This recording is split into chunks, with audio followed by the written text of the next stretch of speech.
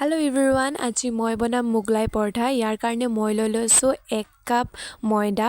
test wise নিমখ অকমান চেনি আৰু লৈ লম এয়া মই দিবলে ৰিফাইন্ড অয়েল আৰু অকমান warm water দি ধুনিয়াকে গুঠি লম আৰু বেছি তো একেলগত ঢালি নিদিব নহলে বস্তুটো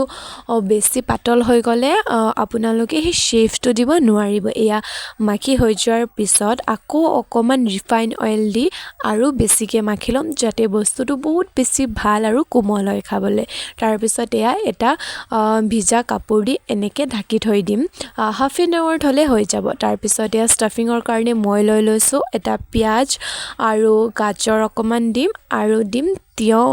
সো আপোনালোকে এই ষ্টাফিংৰ ভিতৰত মেইনলি যেটো দিয়ে হেতু হৈছে ব্ৰেড ক্ৰাম্বছ আৰু ব্ৰেড ক্ৰাম্বছ যেটো এতিয়া মোৰছত अवेलेबल নাই হেতু কাৰণে মই এনে ধৰণে বনাম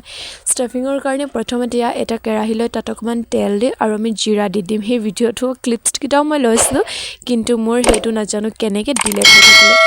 সো তাৰ পিছত এয়া এটা এগ লৈ যিমানখিনি ষ্টাফিং বনাইছিলো গুটেখিনি ষ্টাফিং এটোৰ ওপৰত দি দিম আৰু এগটোৰ লগত ভালকে মিলাই লোৱাৰ পিছতে ইয়া যেনেকে আমি ৰুটিৰ দৰে বেলি ল'ব লাগিব তাৰ পিছতে এফালৰ পাত টানি আৰু ভিতৰত ষ্টাফিংখিনি দি আকৌ এনে ধৰণে ঢাকি দিব লাগিব